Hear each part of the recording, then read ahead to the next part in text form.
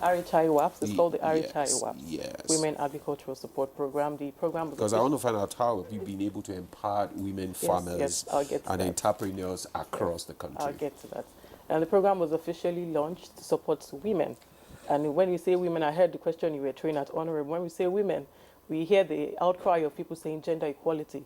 Women have been far too long marginalized, and that's why there's a yearning for special attention for women. They're vulnerable. Most children are impregnated by boys. They didn't impregnate themselves. We have women who abandon their wives.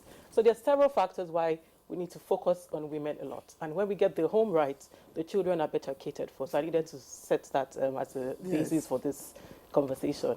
So when we say we are supporting women agriculturally, supporting them economically, and when we do this, we look at both training, empowerment, and in every of our programs, we try to do funding because we need money to do a lot of things. So in this project, it was launched in February 2024, precisely in Imo State. The First Lady was in Imo State to launch that of the Southeast Zone. Okay. It was launched across the country, nationwide. And what do we do with this program? We support pre-identified women. These are farmers. And like you said, what are our needs analysis? We get to the community, find out women who are actually practicing. And that's why some of our programs, you find that the number is it looks small, but we want it to be very impactful. Okay. We don't want to just give money to anybody to spend.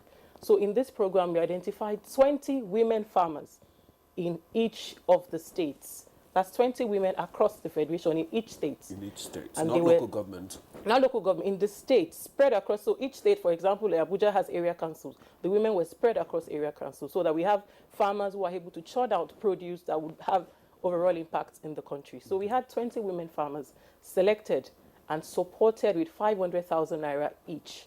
A check of 10 million naira was handed over to their first ladies. The women were present to receive them, and they were also supported with trainings in collaboration with NAUDA. The funds were provided for by the Renewed Hope Initiative, and NAUDA supported them with training, seedlings, and pesticides. Then what are these funds for? It's not for them to spend.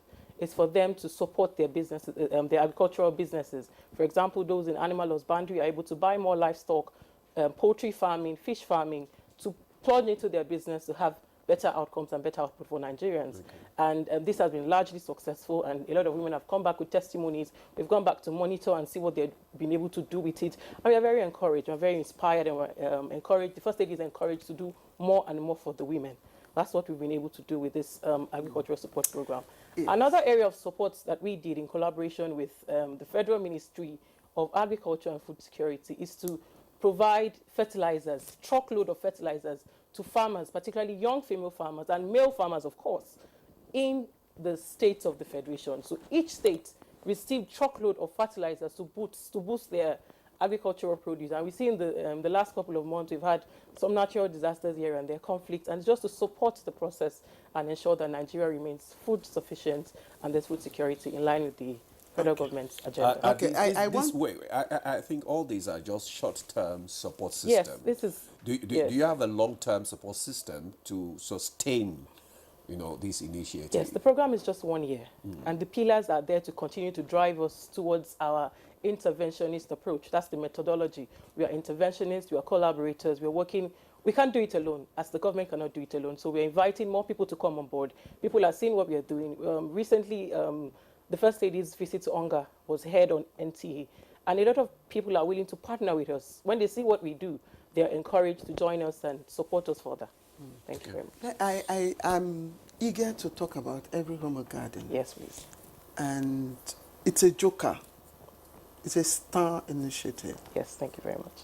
And I would like you to clarify, because my observation from interaction is that this is for first-time women farmers.